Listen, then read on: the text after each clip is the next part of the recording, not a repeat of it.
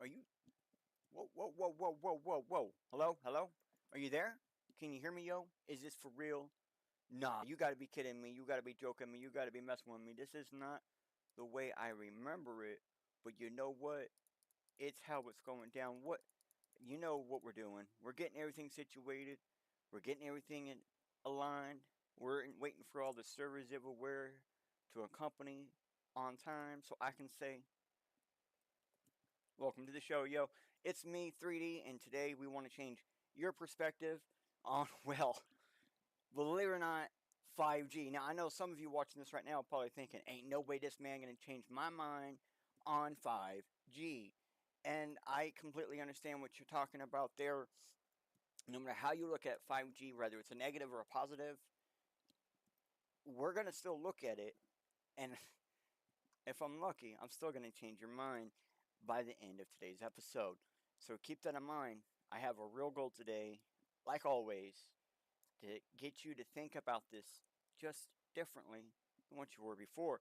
So before we go down any further and slice it, um, nowadays we are exposed to more frequency at varying strengths. Often than not, higher strengths than they used to be.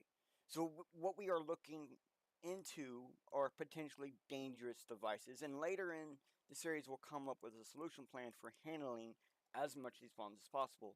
So first up is going to be this 5G. Is it devious or dubious? Well, let's find out. And before I go any further, I want to go ahead and thank the sponsor. So if you look onto the corner on one of these sides, there is a little shield with a QR. That is our sponsor that you can scan at any point in time. Bam, find yourself to the Shield Folio website. That's right, Shield Folio has these awesome little black books. I actually have one. They're made with stone paper, so it's like tear resistant, water resistant. Really great for storing your crypto keys, great for storing your passwords. I mean, I even use it for little notes and such, like where does my dad live and things that don't normally change for me. And then they also have a ghost pin that allows you to do some really neat stuff. But basically, if you scan the QR, you go there, you get one of these. Use the discount code BitcoinLive20 to get 20% off today. That's right, get your first Shield Folio or get a new Shield Folio with 20% off using Bitcoin Live 20. Let's go ahead and drop into the drop in.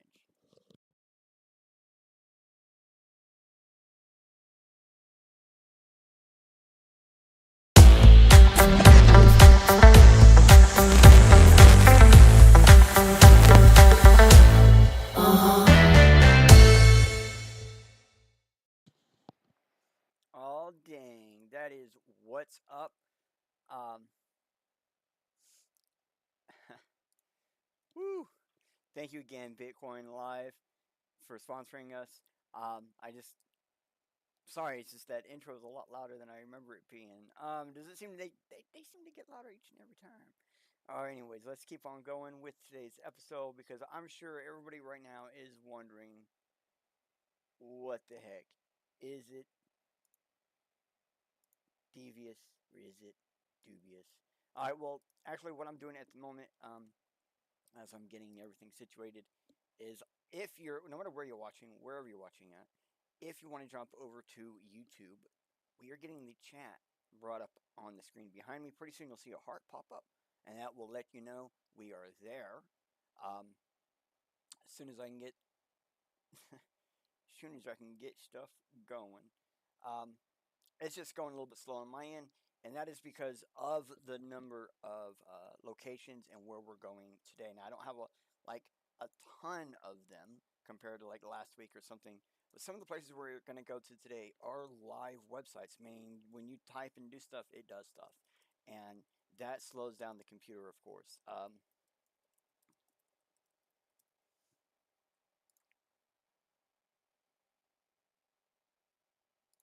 And I do believe we have the chat. Well, I don't see it popping up, but I do see it. Oh, okay, hold on. Boom. Now we got it up. Boom. All right. Saw the heart. So did I. That means we got chat up and we're about to drop in harder and faster than ever before. Hope you guys are ready because while we're on each and every page, we're going to drop in a little QR at the top of the screen. So we're going to go to the first location right here. Because we're going to keep it simple. We're going to start simple and work our way to actually, you know, more advanced information. So every time that we're going anywhere, you scan that little QR. It actually takes you to the website we're at, so you can follow along as we're doing this. Or if it's after the fact, well, guess what? You can always find out where we were. And if you can't tell, I'm on the Wikipedia page for 5G disambiguing. And this is kind of important because when we go to 5G, you'll see why it's a little bit different. So 5G basically is the fifth generation of the cellular network technology. It normally refers to 5G NR. It's a very specific type, but also sometimes Internet of Things networks.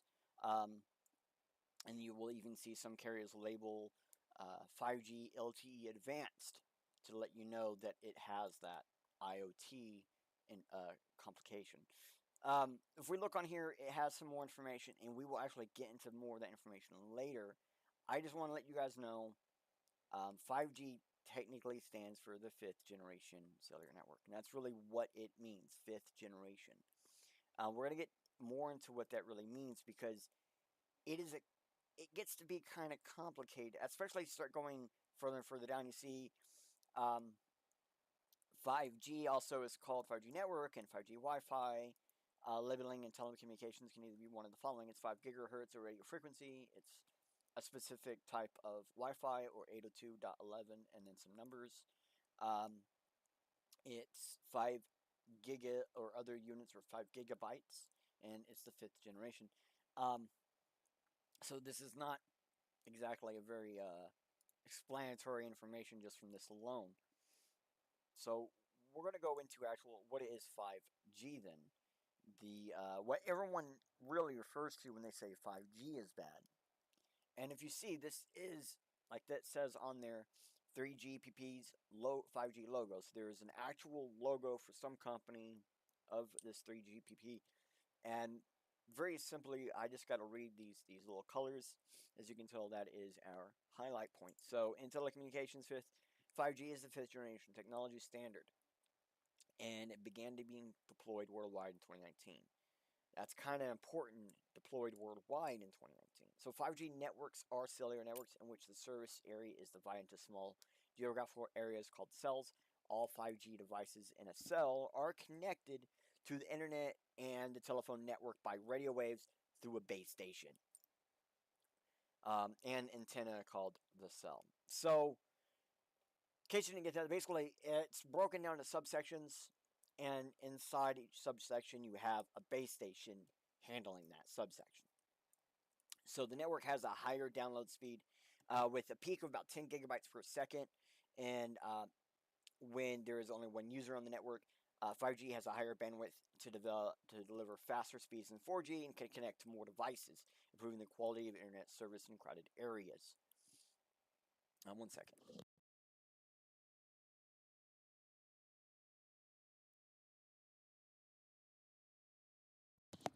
Sorry, I had to blow my nose. The industry basically consortium settings standards for 5G, the third generation partnership project. That's a 3GPP. That's a company type thing.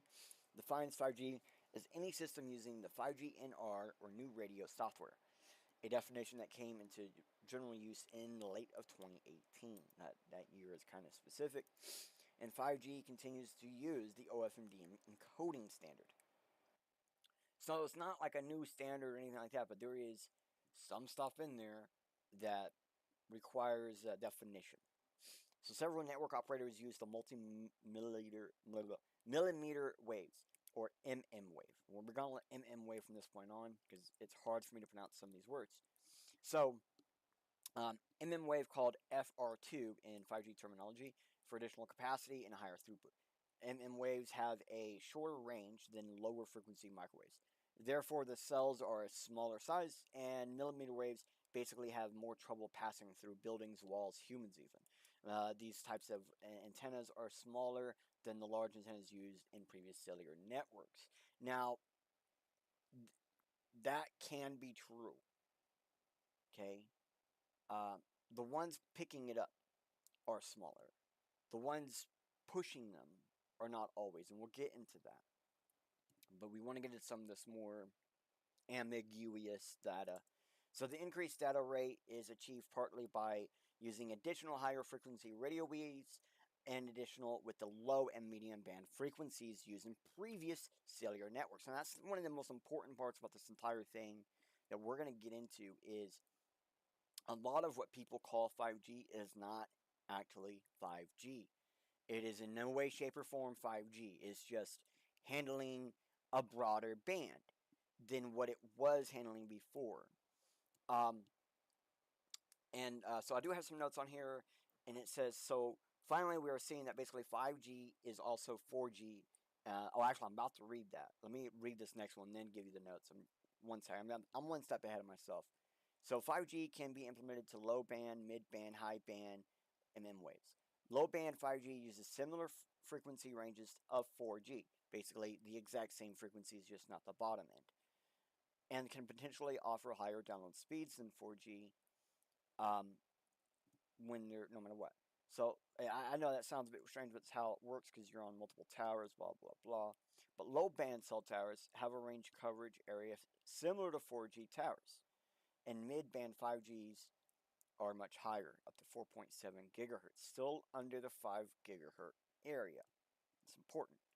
Um, this allowing speeds up to 900 megabits per second, and with each cell tower providing several to kilometers in radius. So keep in mind, this data is all based on each cell tower. So if you're connected to 3 cell towers at a time, you're tripling all that data except for the microwaves being used. So your speeds go up, but the microwaves being used are the same.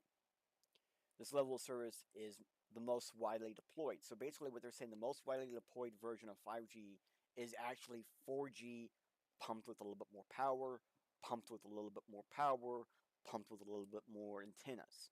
And they're using smaller antennas, but a whole lot more of them. Now, go to my notes. It does say that now that you see that 5G in many areas is also just 4G, um, now we can also see them pushing gigahertz strengths, which is what most people think of when they hear 5G, 5 gigahertz. But when we see the medium band 5G, it's actually somewhere between 1.7 gigahertz and 4.7 gigahertz. It does not actually hit that 5 gigahertz set. So the high band does well over 20 gigahertz in some cases. And if we look down, that's in the orange. Let me get down there. Let me put a finger down, right down here. The spectrum ranging between 24 to 98 to 29 gigahertz has been the most licensed deployed wave spectrum in the world.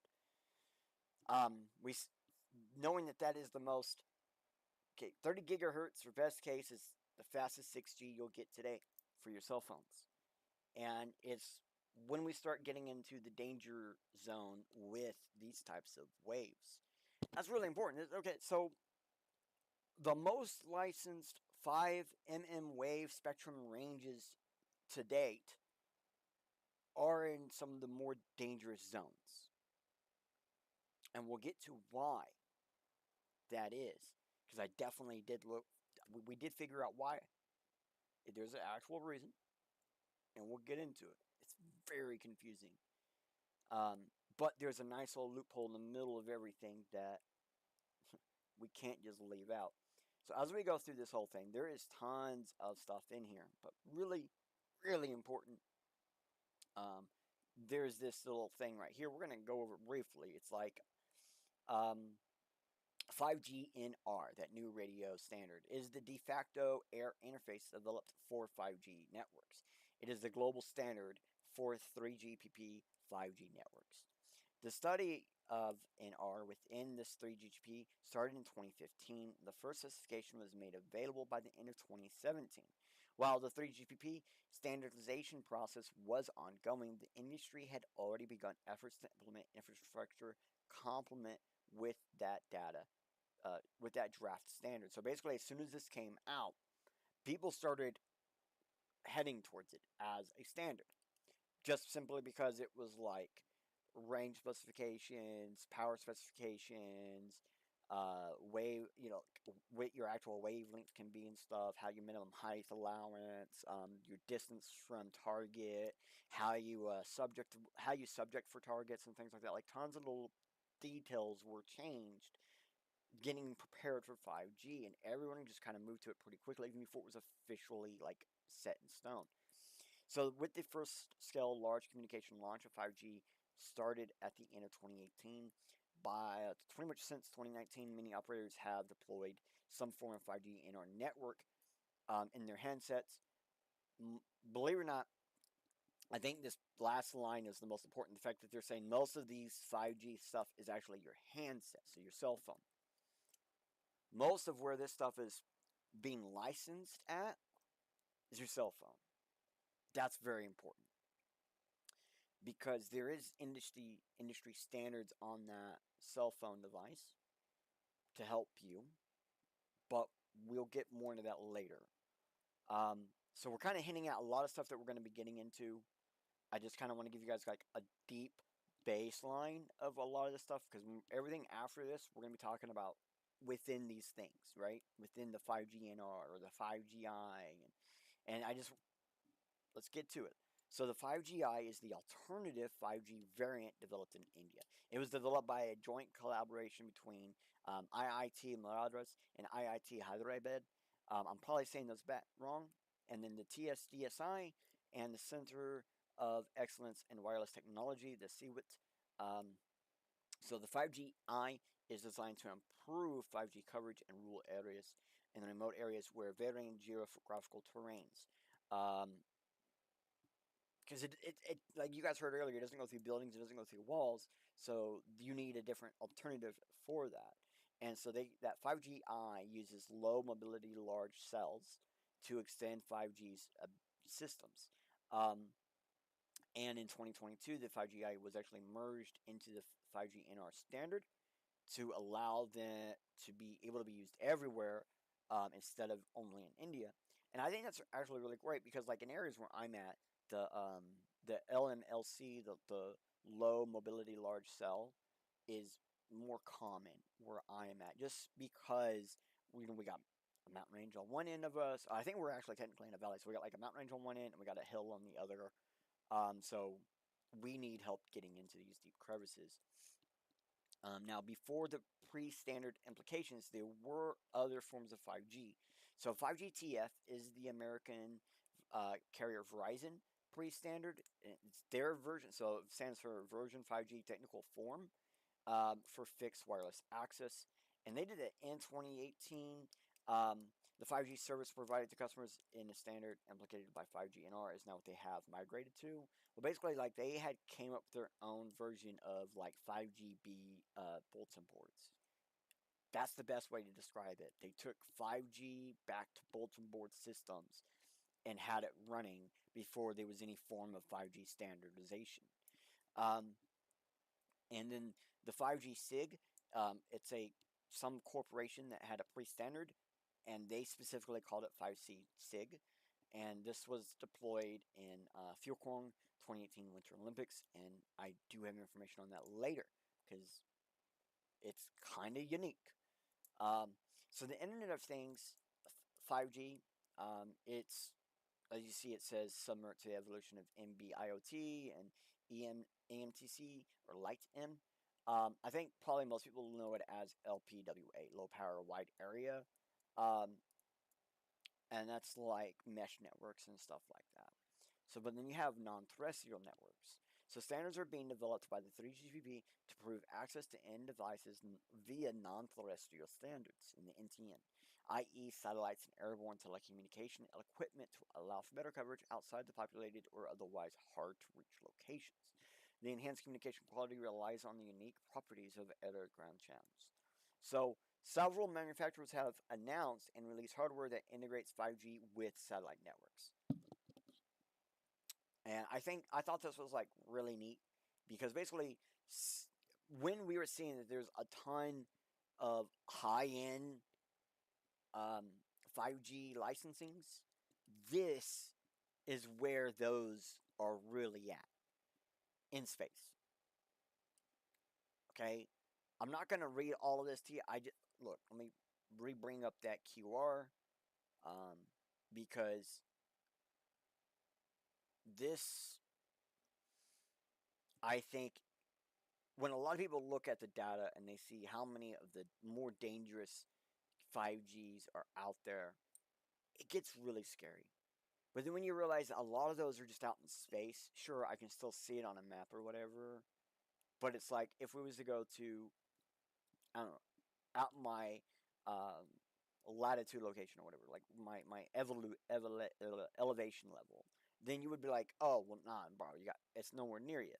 And there are other towers that are getting this higher in um, setup, and I have proof of that, even going down to some of the businesses. Um, so that way we can show you what's going on and why that is going on, because a lot of what we see in social media about this stuff is very confusing because you're seeing one picture and it's not being explained or described, and very few people are really getting into the nitty gritty like I am right now. Um, I bet you there's a lot of people who talk about how bad 5G is, does not know that a large portion of 5G is A, in space, and B, in phones.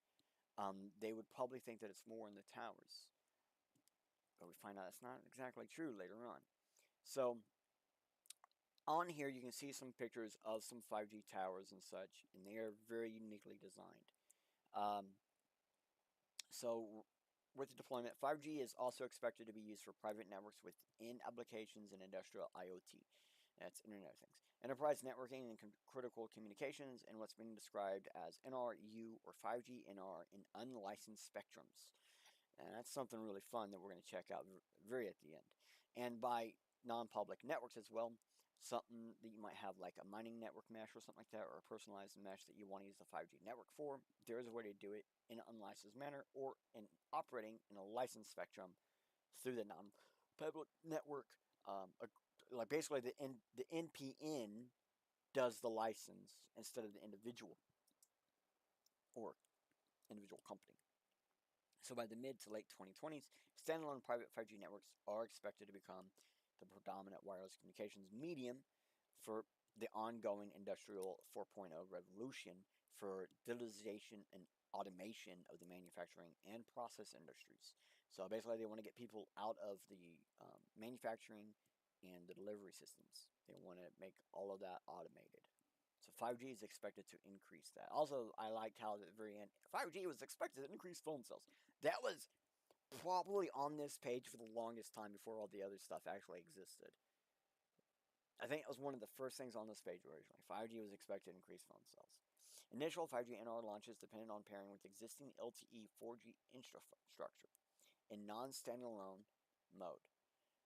5G NR radio with 4G core before the maturation of the standalone mode with the 5G core network. So basically, what they're saying was a large point of 5G was just simply old infrastructure being used in ways it wasn't intended to.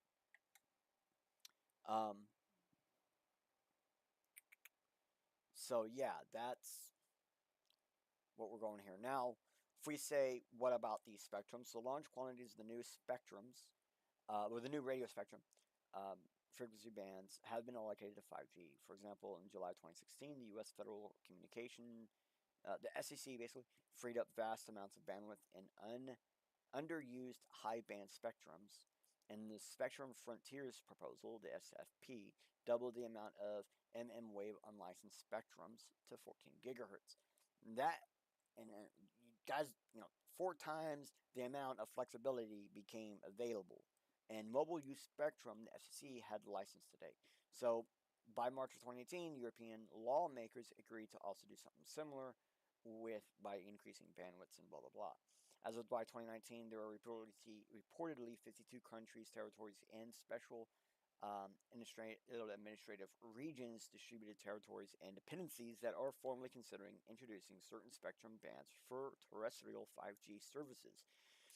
Are holding, basically tons of countries are going, yeah, 5G is the way to go. It is a faster industry standard.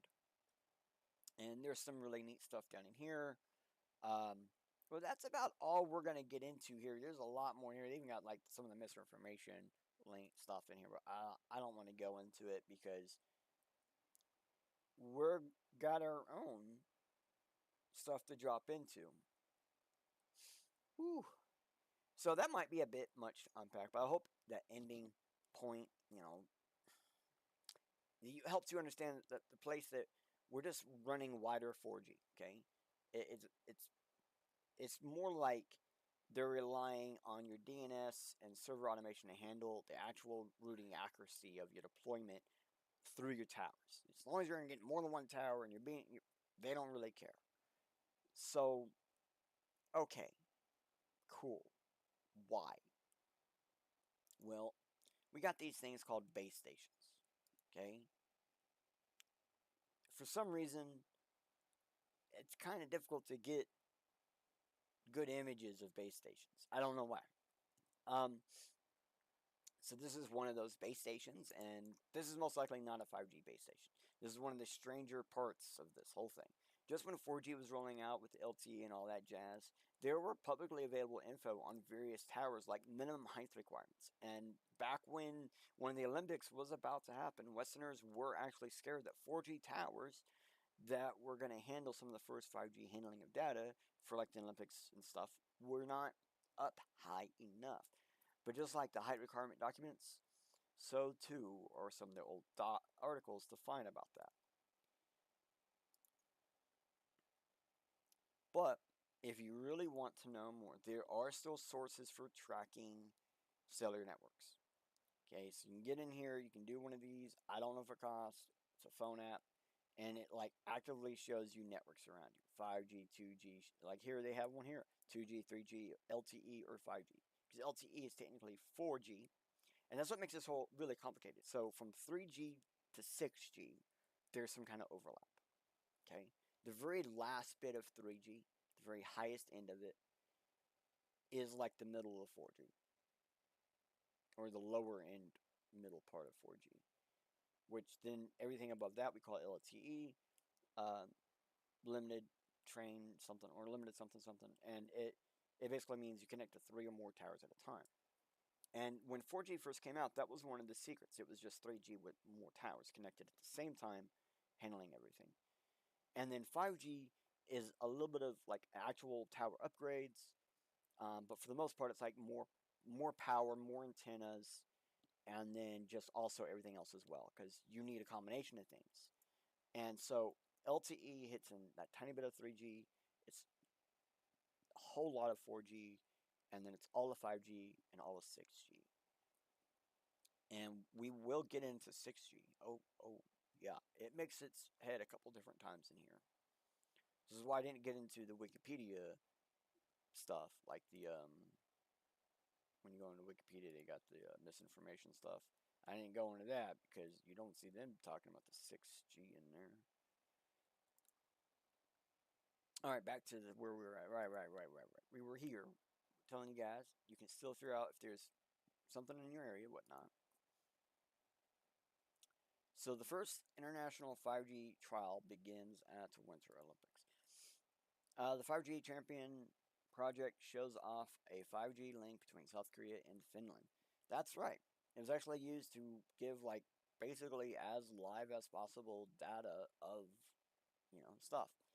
Um, Even including VR trips to hockey games and snowboarding runs. Look at that. This allowed them to use like higher end stuff and better cameras to get views never seen before within the Olympics, like 360-degree views, and like they said earlier, VR views. Stuff I don't even think we had this last previous Olympics. Um, so I thought this was really neat. Like all the stuff they talk about here, the stuff they had to go through, because this team actually achieved 5 gigahertz. They got the 5 on everything. They went 5, 5, 5, 5, and it is a huge difference in speed and power and stuff compared to that 4.7 gigahertz. Um, so we do have some more stuff to look at though. We're going to go into the next one. So at one point, this was a really big thing. 5G reaches new heights on Mount. I don't know. Quantamangalo? I don't know. Quantamangala. I'm not sure how to say these words. But I like the fact that they actually carried all this stuff on goat back, like actual electronic equipment and stuff. Um, And if anything, I think the thing that really shows here is 5G is physically higher. Like whenever you see a 5G something, it should be higher up than the 4G towers, than the 5G towers, than the 2Gs, than the 1Gs, and the zeros. It should physically be higher. See, up to 3G, all the base towers didn't have to go up in height.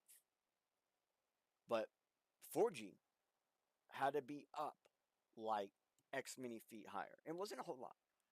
5G has to actually be up even higher than that. Here we are, we're on a mountain where this probably does not actually freaking matter. And it still is the standard to do.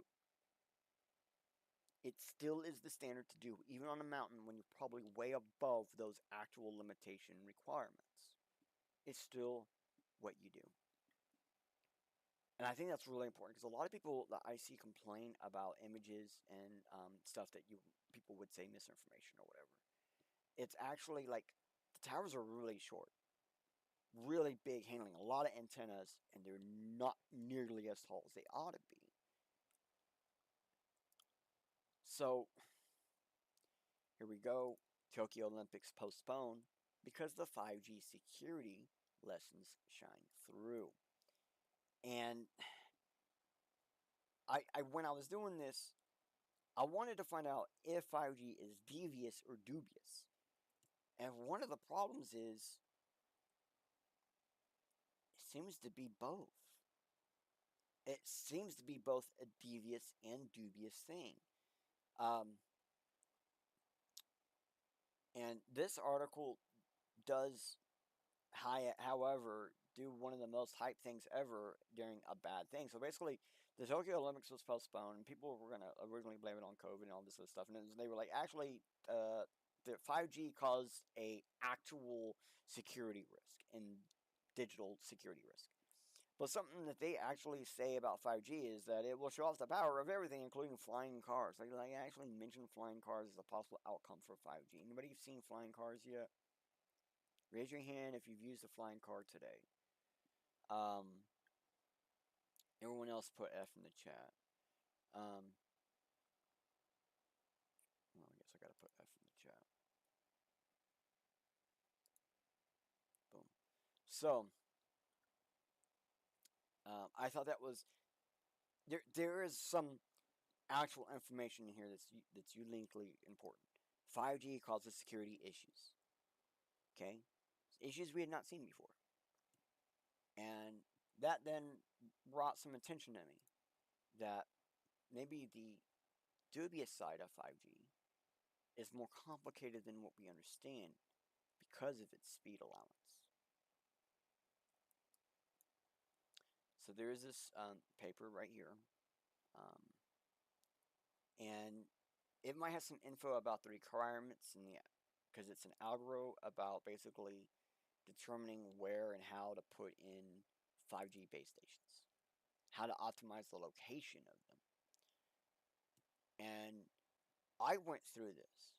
And to be honest, I did not see anything hinting at anything about height, and it does not ever seem like height is ever considered in any of the information in this paper. I couldn't find it. If there is, I must have just skipped over it. But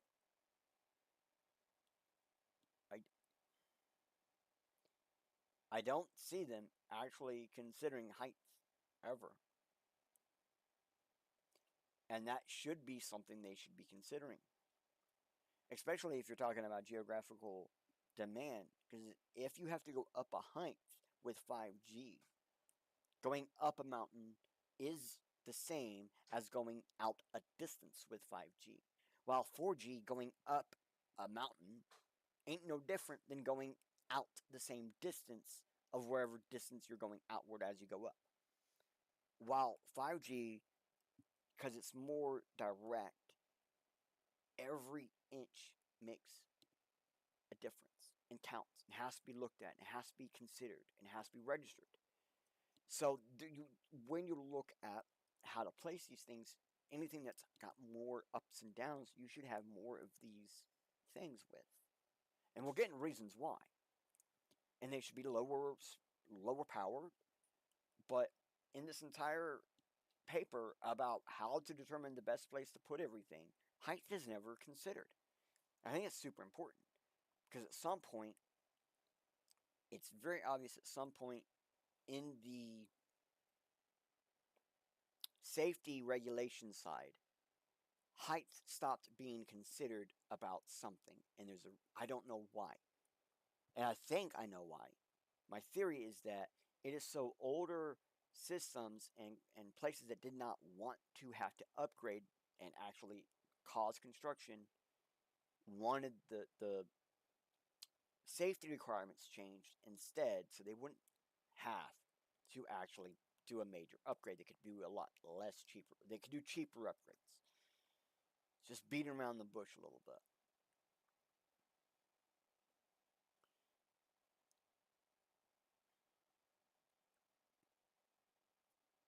Again, never anywhere do I see anything about height in their consideration for placing these things. But that is actually a part of a bigger book series, which this book series is actually really freaking good. Okay, if you want a deeper dive into more of what's to kind of come, here's some books to read to kind of get some more information. View all the book titles, please. Um, there's actually quite a few in here, and they're all most of them are all legitly good. There's a handful in here where it, like the one we were just looking at, it makes you scratch your head a little bit. How did it get in here? But there's 41 pages of books you can read. That again, some stuff. It's like pretty much what's to come. What's coming up? Like this last one right here.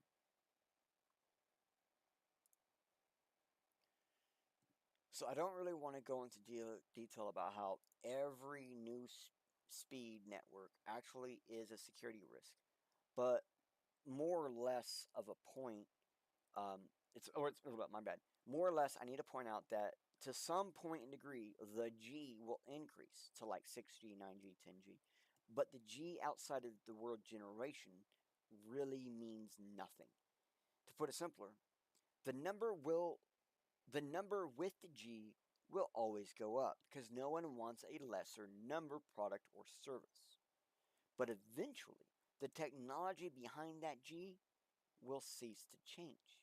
And to be honest, we've actually been in this transmission fluid wall. In case anybody doesn't know, a transmission fluid is super thick, right? Like super thick. So it's like a wall, though. So we can get through it. It just takes a really long time to get through the thing to get to the other side to new technologies. And we've been in this wall for a while. We've been not really upgrading technology isn't actually getting better. We're just figuring out how to compact it down into a smaller space. And it seems like really rapidly what's under the hood really hasn't changed in quite a long time. So just from a security perspective, you don't really want add on and change too fast too much, just because it very quickly opens these invisible gates, and oftentimes is discovered as new attacks, just because of the communication speed. And in here, about like the infrastructure and things, that's pretty much what they get into, is that they have to go through a whole bunch of like upgrades and managing risks and all this other stuff to be able to just unroll real 5G. Because real 5G would actually increase real speeds to real amounts that would make a real difference for most people. So that should give you a hint that a lot of people don't really have 5G. And finding the 5G regulation documents that used to be available just a couple of years ago, like in 2021, for example, I can't seem to find anywhere. But throughout this episode, we will go over each and every 5G regulation paper I did find. This one is on spectrum sharing. because that's one of the backbones of 5G is the whole spectrum sharing side of it. Um, so if there's anything dubious about any of this, it says scroll to figure 3.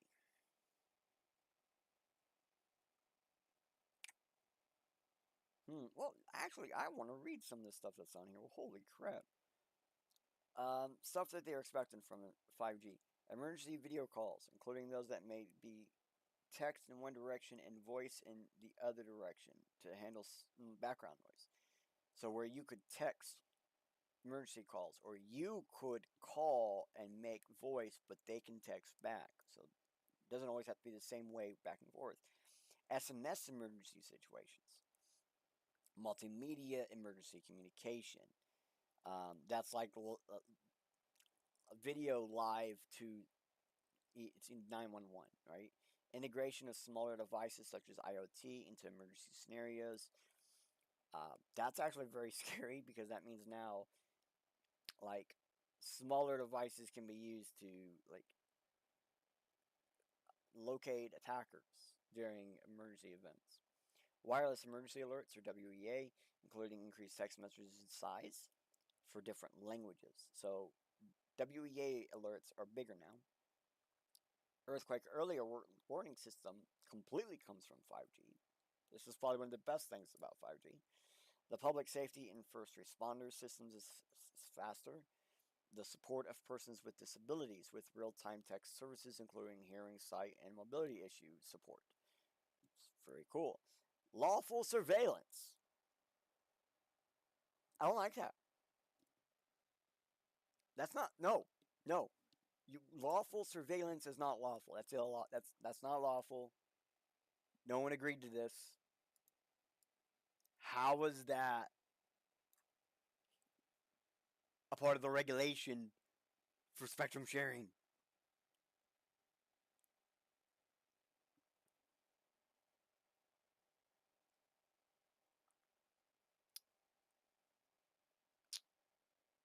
Yeah, yeah. I had to say it. I had to say it. I'm told to go to figure 3. I'm going to figure 3. Figure 2. This, I think, we're starting to see some open flaws here. Do you see these open flaws, or am I the only one seeing these open flaws?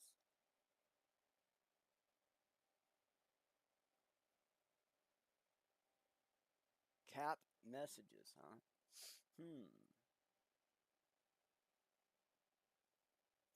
Figure 3. Oh boy, look at that.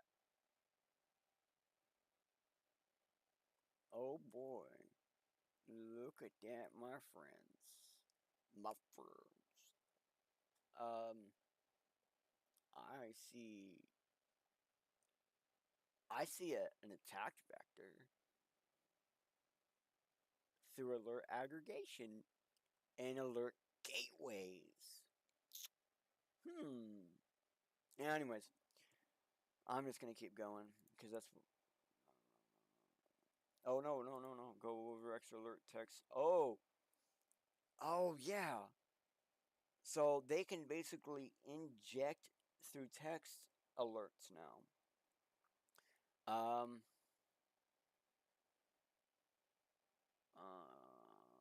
So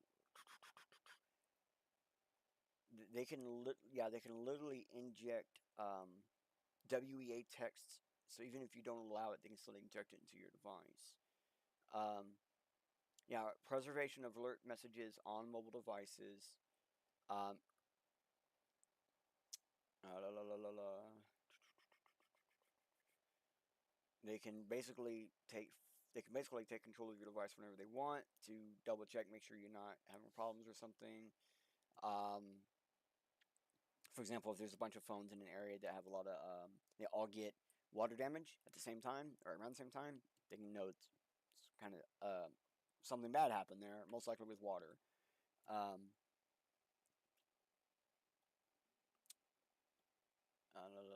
Implications 5G network, the SEC adopts regulation multi-language matching the geographic target area. The SEC is proposing to require cellular operators to match the WBA broadcast area to the target area specified by alert orientations. I mean, they can literally inject these into your device and have it injected based on towers themselves. This you couldn't do this before. 4G, they kind of could, but not really. It was like bigger areas that they could target. Now they can get down to targeting per tower. And it's pretty freaking scary if you ask me. It's very dubious. Very, very dubious. Oh, skim down to number 7. There's a number 7. Oh, yeah, the earthquake thing was kind of cool. Because these things are like super sensitive. They are actually able to detect when some of the other towers and people start having earthquake waves and stuff. They can actually basically see these waves from the stuff. It's kind of neat how the towers can actually start seeing some of these waves as interference. And yeah, that is a good point. Is it's seeing the earthquake waves as cell phone interference, and then they're able to phase it out in a manner. So areas where spectrum sharing exists for these early warning systems, these are active is blue and in development is green.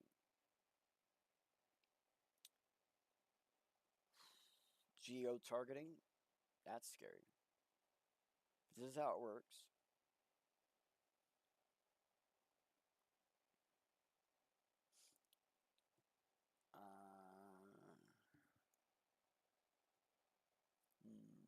Number 7. Oh, yeah, support of lawful surveillance. Look at that. The U.S. and the communication systems law enforcement requires telecommunications providers to comply with numerous lawful interception requirements for all communications to target of interception.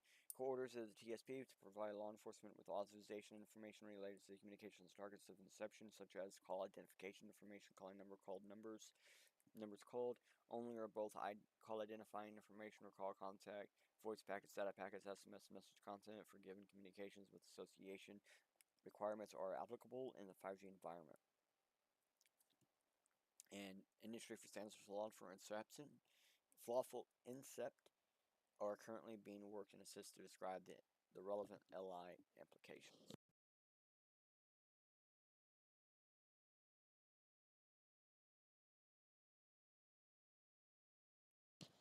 And if you're ever gonna ask why do like a lot of like big privacy people stop going up after 3G.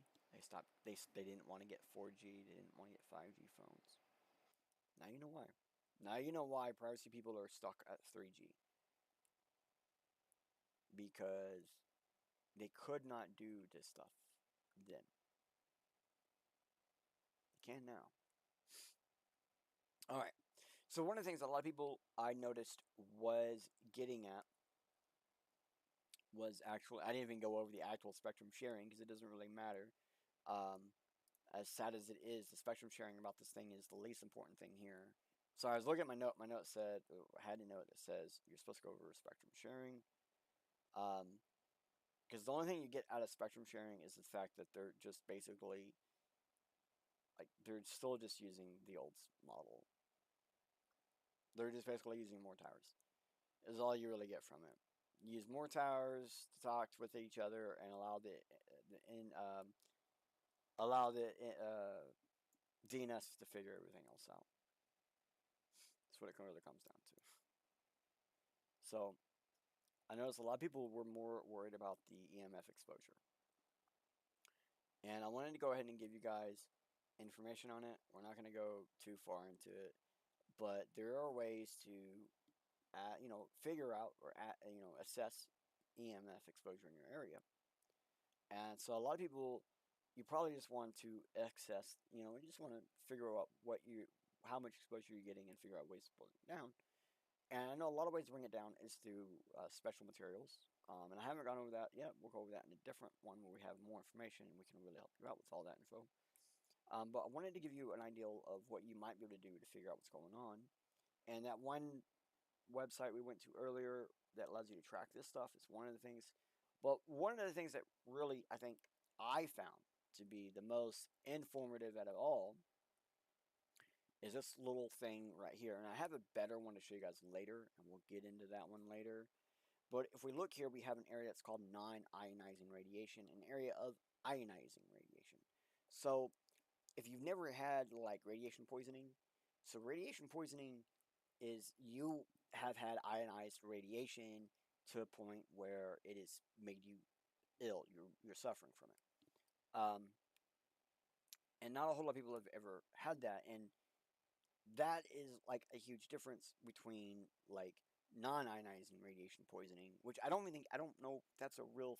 I don't think they call it radiation poisoning at that point. And then they just call it EMF burning, and that's a huge difference. Like ionizing radiation affects your organs, affects you internally, does also your skin and your hair and everything else. But non-ionizing radiation, it will normally burn your skin first, and that's kind of important because if we look here, static electric magnetic fields has like this like little bloop, bloop, bloop, bloop, right?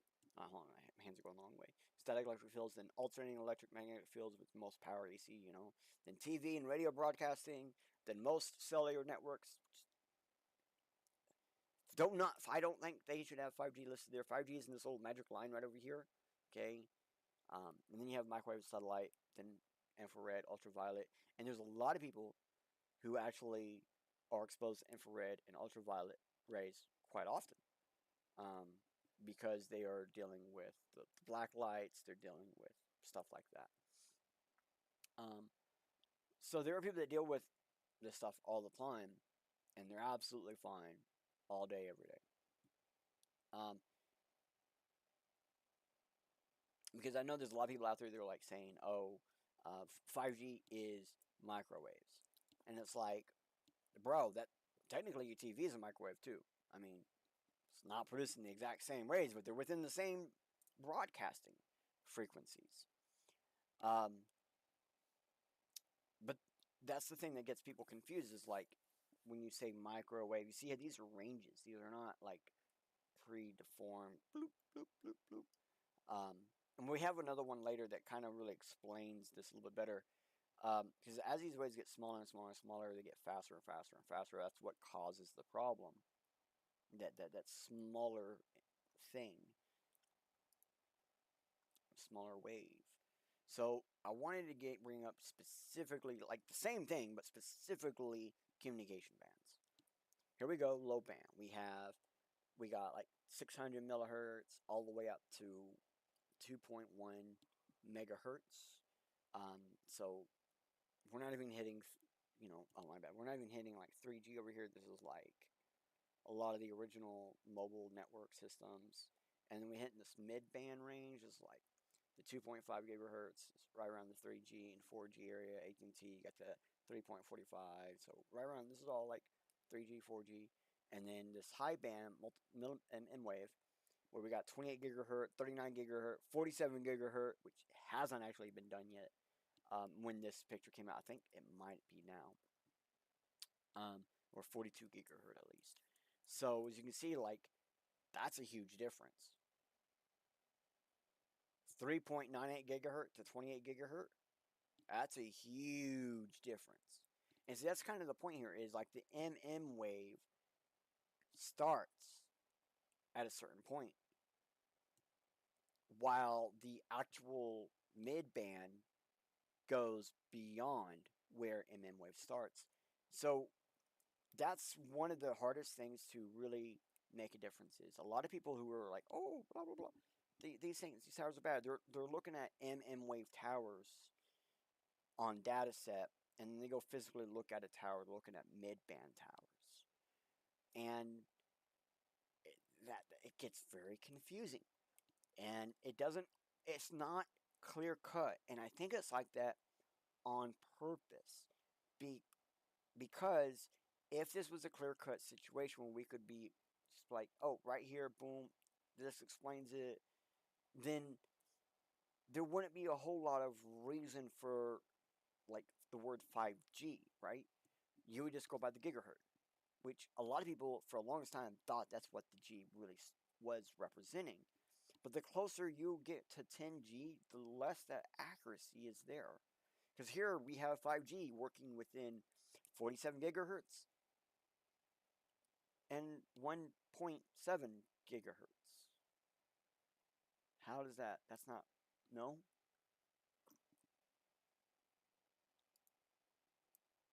So I wanted to bring this up. This. So one of the things I was saying, I didn't actually go through my notes on the one for the last picture, but um, when you get into these bands, like similar to like the Wi-Fi band range system that people always talk about, um, there is such thing as having too much of these in one area. This video that's in front of me from Linus Tech Tips is all about that problem, how that problem occurs, why, things like that. And you notice they got these blue spots marked, um, band 1, band 6, and band 11. And those bands don't intercept each other. So when you got a lot of area stuff in one area, they want to offset your bands so that way you all can interact without really jamming each other by all piling into the same band. Maybe watch this later or something.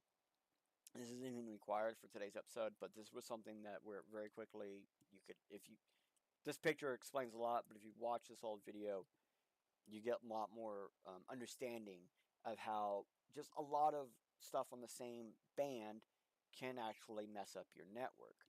Hence why 5G, 3G, and 6G, 4G, they all have multiple bands that they run on. Okay? And so that way we can get more data through in different ways. Now I want to go over some really scary stuff. Look, Ma, here's a 600 krone router. Only 10 gigabits. Wait a minute, 10 gigabit speed? That's not 10 gigahertz. Wait a minute. And if we come down here, yes, this is a 6E router. Now, this is like the very bottom end of 6E. This is still considered within 5G. But it does actually allow you to get all the way up to 6 gigahertz barely. And if we look, it's using this wireless standard 802.11.ax. And if we go over to the other one, this Wi-Fi 7 BE2700, it's 802.11.be. So even though these numbers really are just brand identification numbers, they actually have a lot of information in them. They're not just simply BS numbers. So they're going to let us know. What they tell us is what band of 802.11 is they're running on. Like which one are they running on? So it tells us this one is BE, the other one is AXE, which is just AX. They dropped the E for the actual in the band. So if we go back to it, it'll say AX, but the standard is AXE. Um, they just dropped the E to keep it a 2-digit thing. Yeah, see, it's just AX, but it is technically AXE. So then the number 1100, 2700, that's either going to be like the power, but most likely the strength or the wave size. So something like that. And this would indicate 2700 is a smaller wave, I suppose. But I'm going to say that's probably most likely strength instead of signal strength. That's what I'm really thinking. Alright, so this is something that you can purchase. It's available right now. So if you really, this has a lot of 5G sounds to it, but it's still not quite what we're looking for, is it? So if we go to here, this actually is what we call 5G, router standard, the 802.11. And if we go down, there's a Wi-Fi generational graph. And in this graph, um, we can actually see Wi-Fi 5 does go up to 5 gigahertz, 6, 5 gigahertz, and then if you're on the other standards, all the way up to 6 gigahertz. So 6 and 6E do have their differences. 6E allowing you to go up that extra little bit. Wi-Fi 7 doesn't even go to 7 gigahertz. Wi-Fi 8 doesn't go to 8 gigahertz. So there's a lot of packed into Wi-Fi 6, which is technically 6G. One second.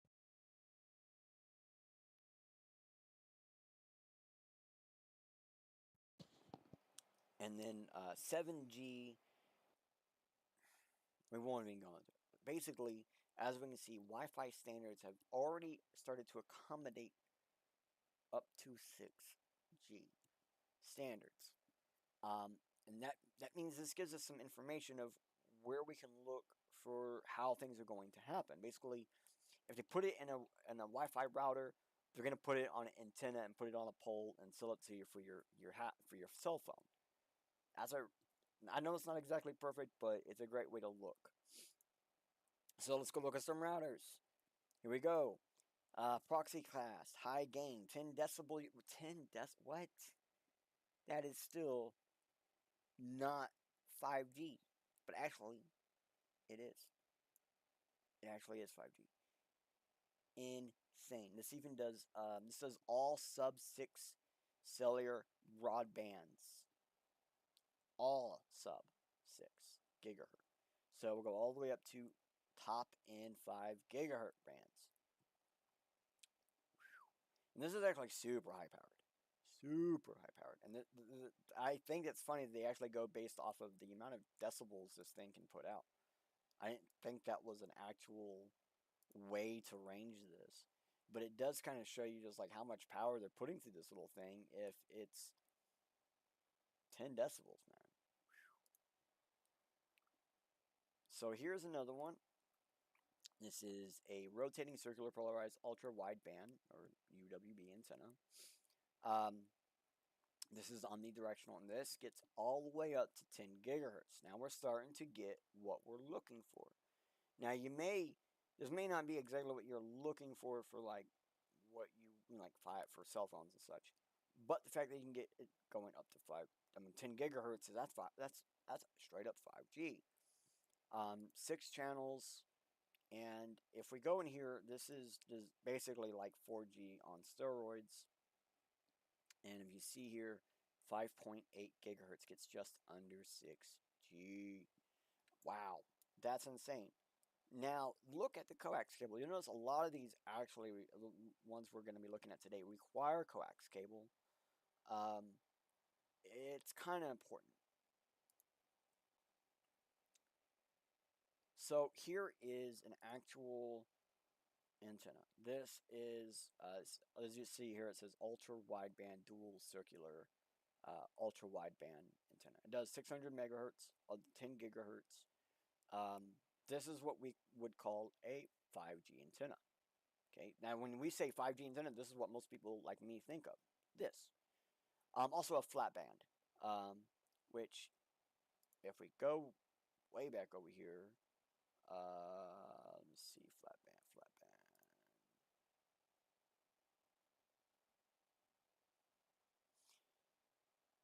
At one point, I had a bunch of images about how they like built some of these machines, these antennas, and I lost it. I really was hoping it was still in this one. But we did have one where they were showing us all these really nice little ways because inside this little box, that little box right above my head, there's actually a bunch of little antennas in there. And that's kind of how this system is able to do all that. Now, if you see this one, it requires 2 coaxials. I think one in, one out.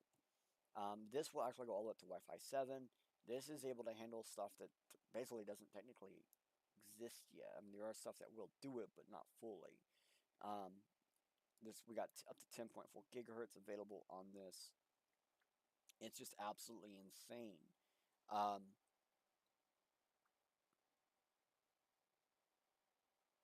So So now we want to go to the next one. So yeah, right now I'm kind of showing you guys. Yeah, this is stuff you can buy.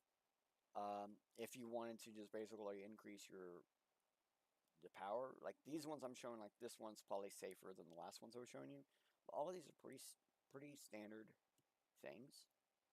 Um, One of the things that we need to point out is that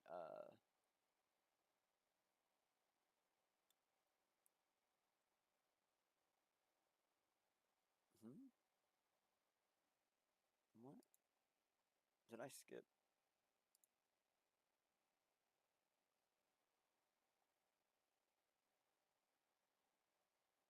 Oh, yeah, I did skip something.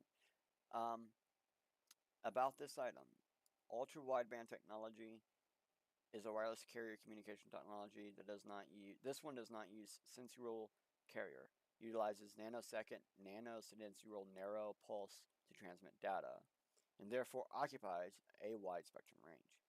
UWB technology has the advantages of low system complexity, low transmit signal power, spectral density meaning less power needed to use it, but it still works right, and then intensity to channel fading, low interpretation capabilities, high positioning accuracy, suitable for high speed internet access. Um, this is great for personal LAN networks. Um, and yeah, this one again, it does do all the standards we were talking about earlier. Um, I guess I completely missed that note to talk about that.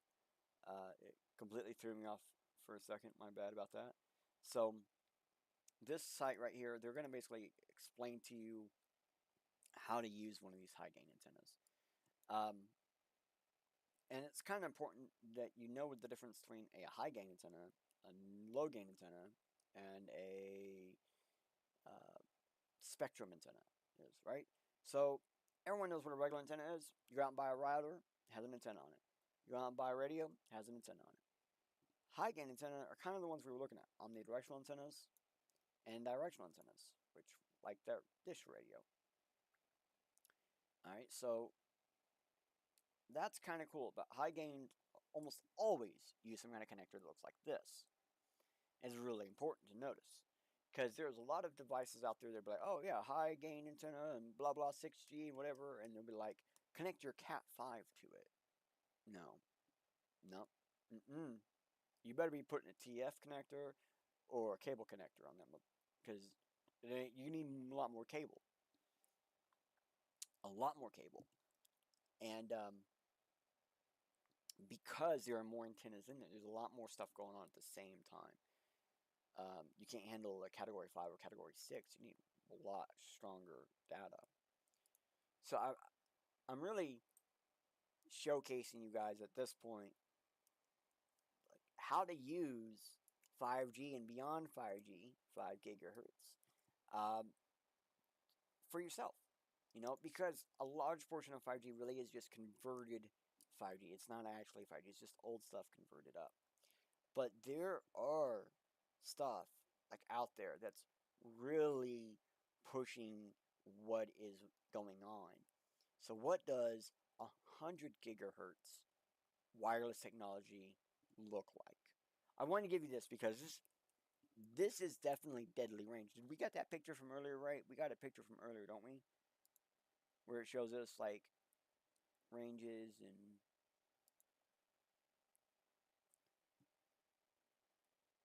so 100 hertz is within 5G ish. I think that's 7G or 6G. But it's still not technically microwaves. 100 gigahertz wireless is still not technically microwaves. What does this stuff look like? I want you guys to be aware. Those are not horns.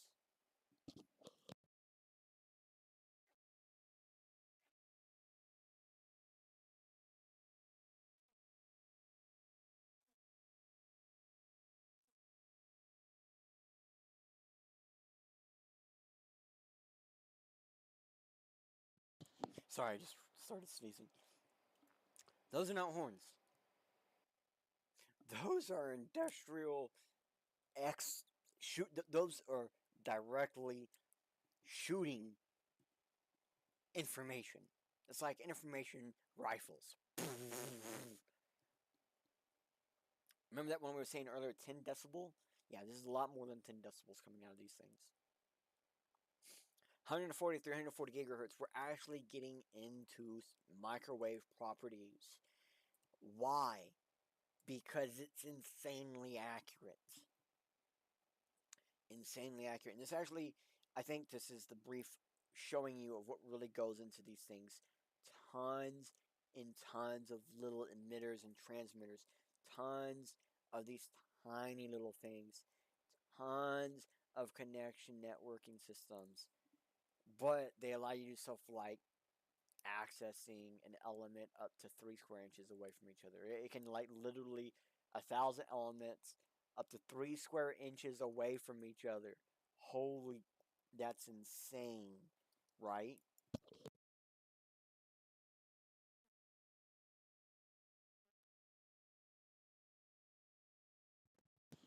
All right, sorry, I had to blow my nose again. I want to point out that 1,000 elements, 3 inches away from each other, all carrying their own individual data set to their own individual array.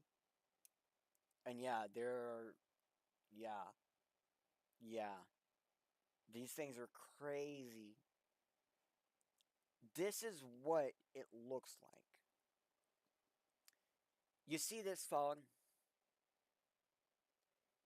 That is what these waves do on radars. Creates this fog. Let me get out of the way. Okay? See that fog? That fog in this radio radar is just 10 gigahertz. Okay? What they are actually saying is when you have fog in real life, there is a way to use waves to actually remove the fog digitally and get a resolution like that.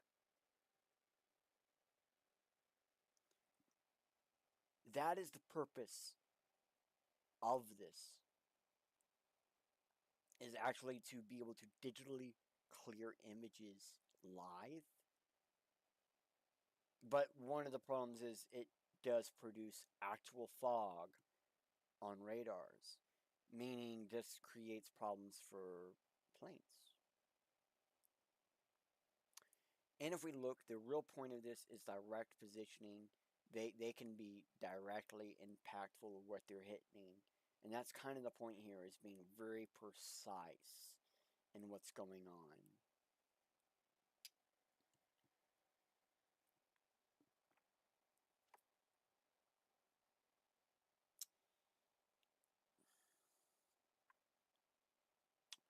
Some of the ideal solutions for these are very scary. I don't really want to talk about, I'm just going to show them to you guys. You can come here and read about this. All I'm saying is, this is Big Brother stuff. Just being able to see if your phone is swaying left right from you holding it or because you're walking. These things can do some insane stuff with these. And they're proposing to use this with humans in streets and around people, because these transmission waves, basically, as you see in this one, no, that's a picture. Transmission waves has a very swift dead point, meaning if my back is turned to the emitter, it won't be able to get to my phone. And if you look at these things, look at all those arrays. It's just jam-packed. Jam-packed. I think they have pictures of some of the real arrays. And no, that was it. It's just jam-packed, full of little antennas, transmitters. It's just insane. And that is the real source. When we're talking about upgrading 4G to 5G, they're talking about taking a bunch of like 4G packages and just cramming them into each other. Okay, that's not completely true, but some of the stuff we were looking at hinted at it. And I'm thinking the fact that getting above 100 gigahertz that's required to do it, I'm pretty sure they're already working on it. Especially since there are standards already set up for some of that stuff. So anytime I cover potentially dangerous topics, I try to give you guys some governmental sites as well as helpful sites. So here are some of the safety sites for the, like, for example, here's the USA safety site. Um, for my UK mates, here you go, Brussels. I got you with the UK health and benefits of Wi-Fi and radio. And because I know we actually get African views, I went ahead and got the African um, health and data one, health and check for Wi-Fi. Now, I do want to point out that if you're an African viewer and you see this and you're thinking, hot dog, boy, we safe. Well, actually, I couldn't find enough proof to be able to come to you with a piece of document like this to say, yeah, here it is, but stronger wireless is supposed to be entering in Africa soon. So this may change soon. And that's kind of the key point I wanted to get by showing these three different ones is the first you saw, UK and Europe, USA and Europe, were both like, whoa, bro, you be very careful around some of this technology, the base stations, this, that. Africa doesn't have a lot of that higher end antenna stuff. And they're not worried because of it. So it kind of shows you why there are so many different views on this in so many different ways. Because there are some people physically not in as much danger as in other people, simply because they don't have those abused 4G towers. They have proper 5G towers where there's actually less connection ports, but they're just better designed antennas. Well, we're going to keep going into it because, believe it or not, there was a talk on January 14th, 2018 in Anaheim, California, the Radio and Wireless Week. I believe these are the some of the talks, these like top 4 or 5 right here. I believe that these are actually them.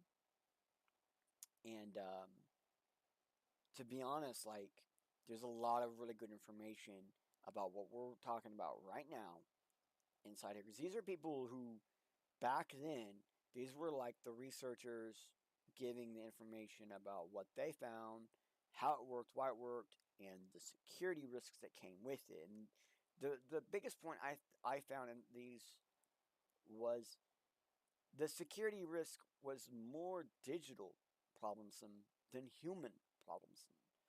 And they do go over both. They even go over how to actually build these kinds of things. So you're probably going, bro, why are you showcasing the 6-year-old videos of technology that probably never made it out, like this first open source satellite, right? Well, from my understanding, these, again, are the talks we're looking for, and they do go into how some of this transmission stuff differs between space and on Earth. And again, they even go over how to actually build some of this stuff.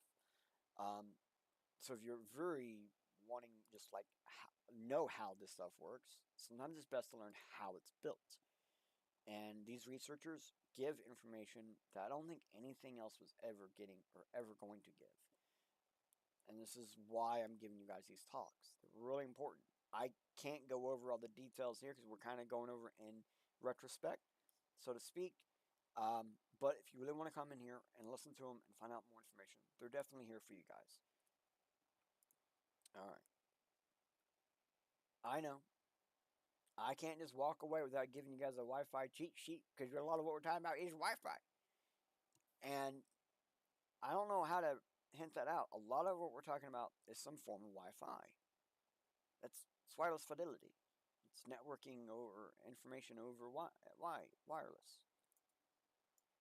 I don't know. Some of you here may actually need this because some of the antennas we're looking at might actually work with this little cheat sheet.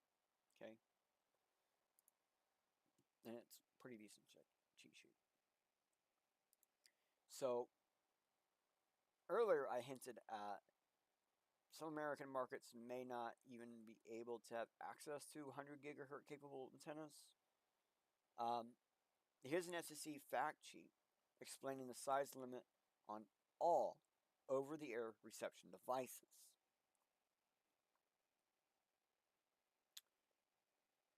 The antennas are small, less than 1 millimeter in diameter or diagonal measurement.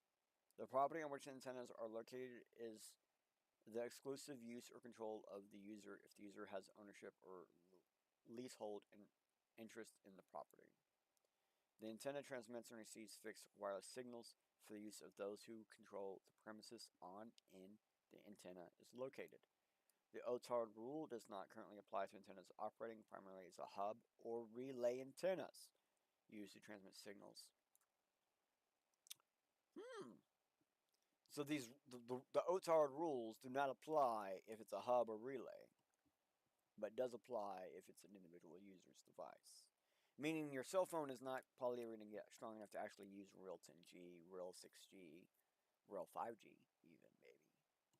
But it's one of the reasons why they need wave technology still, because it's designed to work with wave specifically.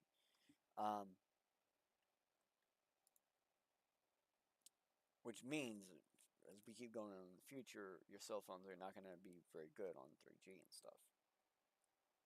Now, before I get into the nit and gritty on 5G, specifically its dangers or dubious, let's take a peek at the SEC search and filing system. This is basically here to help people like me look for data on just about anything that has to do with the SEC jurisdiction. And believe it or not, this actually helped me on some of this video. So, for example, we search for 20 gigahertz, and here are a bunch of stuff on simply 20 gigahertz. We can actually modify, and we can be like 100 gigahertz. Drop down to 100 and go to relevance.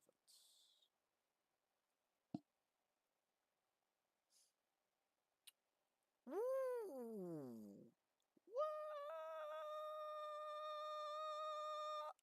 Declaration of inaccurate or misleading information on the FDA part, August 2022. Environmental Health and Trust, remand filing, November 30th.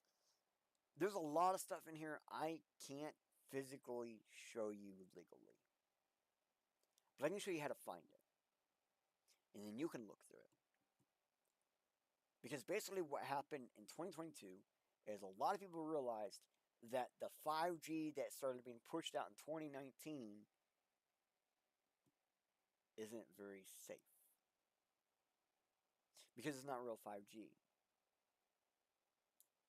And it does cause environmental health issues.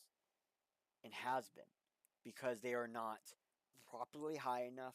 They're not the proper electronics or antennas for what they are doing. A lot of the ones that are basically every complaint, comment, and problem to the SEC about 5G towers that have actual health risks are not even real 5G towers. They are 4G and 3G towers just being pushed beyond their physical allowance and limits. I wanted to show you guys a lot of this. But once I started going into some of these documents, I found very quickly some of this stuff is still, it's not done.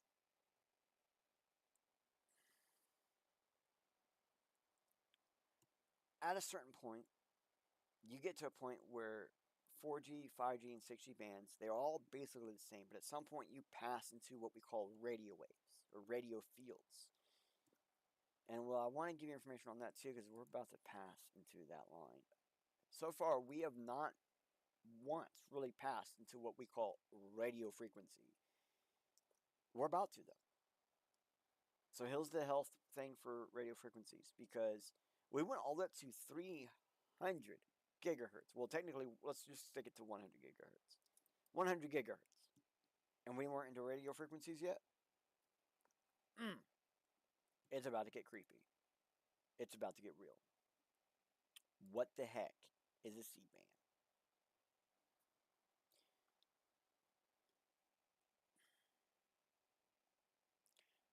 This is the best image, the best way I could find to describe this. High capacity layer. This thing right above, right behind me. Let me get out of your way. 24 gigahertz. Alright. 24 gigahertz plus. Very shallow. This can actually cause burns if you're like around town all day with like short sleeves on or something. You might get a burn, seemingly like a sunburn, but not quite. Or you might just be shedding or ashy more than usual. That is because it's over 30 gigahertz band. At the moment, there's only like I think 19 places that even have anything around 24 gigahertz. A lot of places right now don't have any real roaring. And now, the capacity layer. Notice it's delivering a much bigger, wider band. That's your C band, 3.7 to 3.9. Not even quite 4 gigahertz. That gets you a lot of propagation. It gets you a lot of coverage. People are, this is like um, business to business, multi-directional, but not omnidirectional antennas. Okay, and then when you go up to coverage layer, all of the as far as you can go, that's lower bands, sub 2 gigahertz even, and they're getting the furthest distance. That's your blanket coverage. Lower speed, stronger signal. And a lot of times it's like transferring directly from major center to major center or to lower capacity towers. So that way they can push that to where it needs to go. There's a lot more information here. Basically, there's not a whole lot of C-band operators at the moment, and C-band is probably your safer band, which is why it's becoming this like more favored band. And we'll start to see these words come out more often in the next couple of years. So I really want to show you the correspondence between these different bands because it gets kind of confusing, right? You're hearing band, you're hearing band, you're hearing band 4G, 3G, 2G. None of it makes any real sense. So let's get a real comparison. Here it is. In the bottom of the row, 3G. The lowest speed. Literally the biggest coverage with probably the least amount of frequency though, but the largest amount of latency because of what frequencies it's really using. Basically, it's all sub-gigahertz frequencies. Just about. And the lower you go sub-gigahertz, the bigger latency gets. But the wider the coverage gets, the slower the speed gets. 4G LTE, because 4G does also within that 3G spot. So LTE means you're at least 3 towers or more. Yeah, getting like 100 and something megahertz maybe. I can barely read that. 75 kilometers, about the same distance around. A little bit better frequency range and a little bit less latency. When you get to the Pro Plus, and they got some other different special names in HD and some other fun stuff, you're literally just going to lower 5G bands. So we're getting slightly less distance, but faster speeds, and it's a broader distance of frequencies for that lower latency. And then when you get into low band 5G, that's basically the same as top end 4G, just slightly better. The mid band 5G is probably the best 5G of them all. That's your 2 to 6 gigahertz. It's where a lot of people are sitting at right now in most places. And then 5G high band, that's for your big cities and stuff. To get really everyone can be connected at the same time. So now that you kind of know more about the bands, let's go into the products that really talk about them. So here is a powerful 2.5 and 2.4 and 5G signal booster. This is one of the very powerful ones. Again, very powerful ones. Let's see if I can get some of these to pop up. So basically, this is designed to go in areas where you 5G doesn't really broadcast through some of the stuff. So they really put in a lot of extra strength in the power to basically allow that 5G push its way through the brick walls, to find its way through things.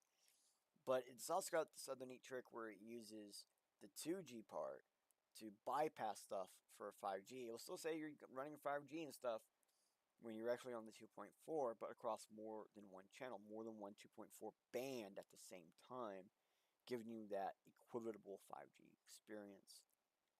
And yes, it does have a built-in power amplifier. It's one of their biggest things because it's one of the reasons why it works so well. Now I wanted to go ahead and show you this thing right here. This is a 5G and 4G, but only 700 megahertz band. So, hello, this allows you to take that real high end, that real slower band, that slower stuff, but stronger signal, allows you to capture that. This is, so, well, okay. Notes say, so far I've been showing very dodgy and unusable routers and antennas. But here is an actually low band, decent signal booster for your home or office to help with your cell phone. Notice it is a coaxial cable here as well, and an omnidirectional antenna to make it easy. So, actually cool, right? See, the antenna you put in your house is omnidirectional. Neat. Awesome. Perfect. Exactly what you need. Most people, this is what they need right here.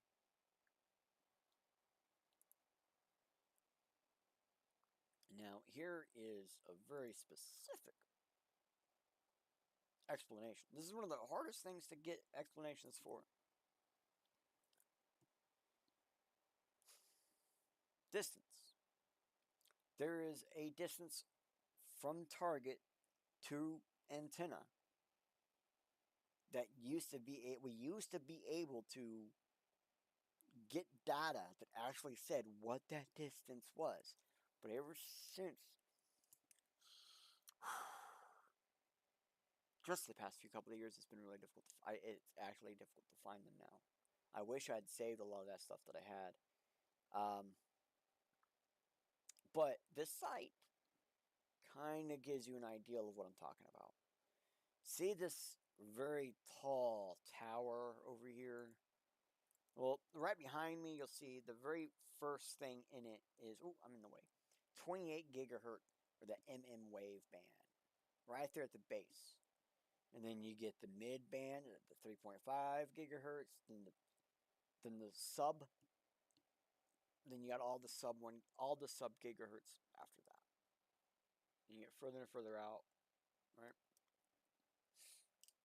About 2 miles is where you get to 23 megahertz, or 2.3 gigahertz.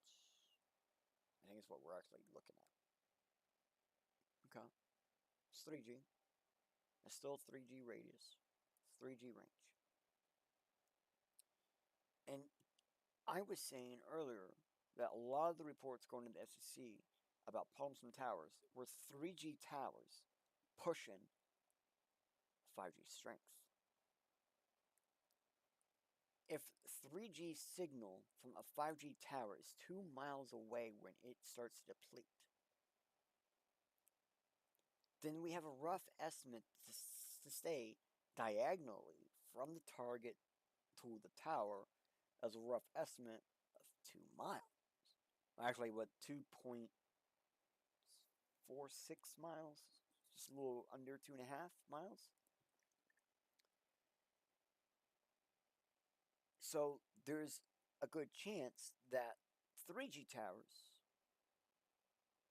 are not 2.5 miles high. Actually, 3G towers were something like way less than that. Why is that important? Hmm.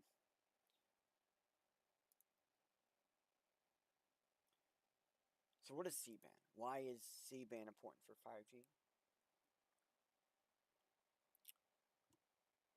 Well,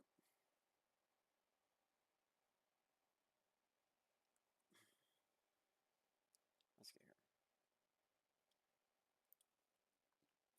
Your high band, your MM waves are used in town,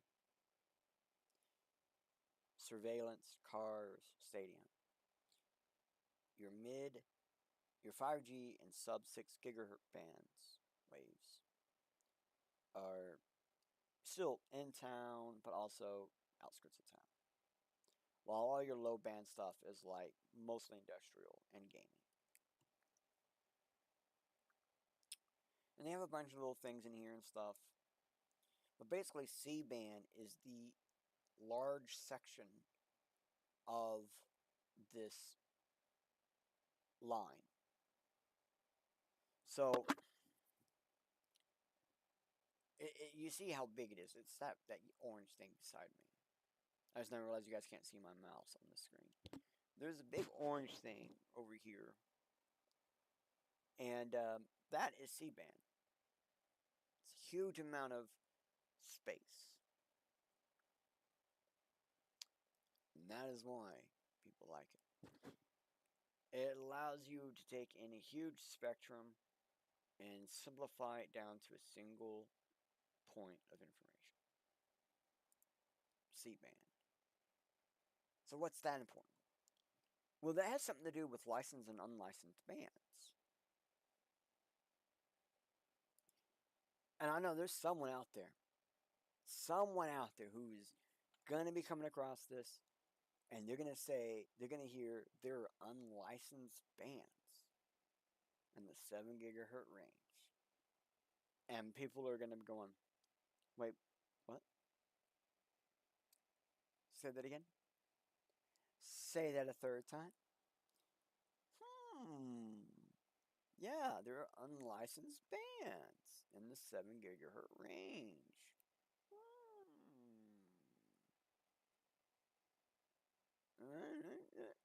I don't know what else to say. Um, Maybe we might need to actually explain this mid, low, high thing. Because it's going to be really important to understand as we go any further. So I want to look at this image right here. Let's go to this image. Yeah, this image. Notice the low band, 2G, 3G, 4G, 5G, all under 1 gigahertz.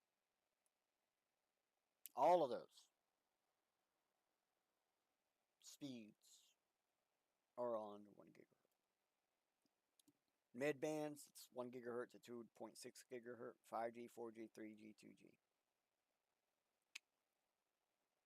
Anything, so we know sub gigahertz is also 2G and sometimes 0G, depending on how slow we go. But it's also all the other ones. And mid band is everything but 1G and 0G. And high mid band, or mid band plus, is 3.5 gigahertz to 6 gigahertz, which is just 4G and 5G. But actually, 3.5 gigahertz is also 3G, because 3.8 gigahertz is also 3G. And then high band, technically, is anything pretty much over 20 gigahertz. What is in between 6 gigahertz and 20 gigahertz? What is in between 6 gigahertz and 20 gigahertz? There's something there, but they're not telling you what.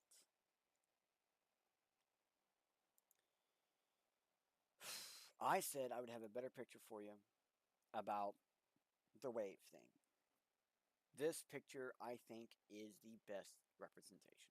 And not only does it show you the wave as it gets smaller and smaller and smaller, it shows you the IEE standard, what that represents to, and how those are microwaves. Yeah, everything above 300 megahertz is a microwave. But that's including 0G. So it's all microwaves. So when you hear that argument, 5G is microwaves. Well, so is 1G, 2G, 3G, 4G. None of that matters. What actually does matter is everything from K up. KU is a very dodgy situation, but everything from K up starts to be dangerous. Very dangerous. So basically, 5G, the term, is just a devilish name to trick everyone. But it really began at 1G when the lie started. And now they are just kind of going with it because it's now a standard.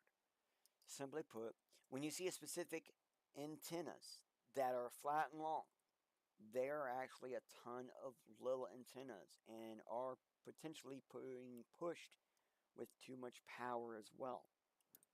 Most of the places that has 5G health problems basically has people that should be in the sub 6 gigahertz range but are actually in the 20, they're in the above 20 gigahertz range. Let's see if I can go back to that little picture. There was another one where we had a picture of how the stuff spews out of the actual antenna. For some reason I can't find it. I lost it. Because there are actually like 3 little waves that come out of the antenna. And so 3G antennas do produce like a really strong like bass wave like on this little spectrum thingy. But it's normally too high up for that to matter. So when those older towers are pushing the stronger signal and they're being pushed harder, that little triple band effect coming from the antenna is actually way bigger than what they're technically expecting it to be. And because of that, it ends up messing everything up. And that's the real deal here. See, it's not actually 5G that is the problem. It's not the wave. Well, I'm sorry. It really is not the wave the problem. It's when it's being ill used or is just converted older tech, not really suitable for the job, but can do the job. Much like DE and I hires, the converted technology, the old technology, it's just a bunch of electronics and machines that were not made to do what they are doing. And a lot of this is just to cut costs. A lot of this is CEO, town runners not wanting to use more money. And I can't find direct proof. Like, I had stuff that hinted at, like, there were towns in Florida that were specifically choosing to not raise the height of a tower, a bunch of towers, and they went as far as putting fake rubber trees on dying palm trees to trick people that actually made things worse. But then stuff disappears on the internet now. And when I had it one day, it was literally gone the next. There's actually like 3 or 4 different sets of arguments I had that I had one day, and they were gone the next. And that's kind of the important part here. Proving this isn't easy. But showing you where you can find more info to help you figure out what's actually going on is as easy as just clicking, scanning this QR up here and seeing with your own eyes, like, yeah, not actually upgrading your equipment does make a difference.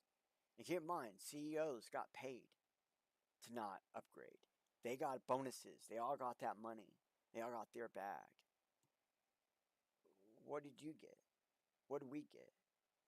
Technically, slower speed service for the same dang service we had just a little bit ago. Like, for example, most people in most areas, if they would have never, like, I hate to say it, a lot of places, if you would have just stayed on 4G, you would still have the exact same experience uh, today on 5G as you did then.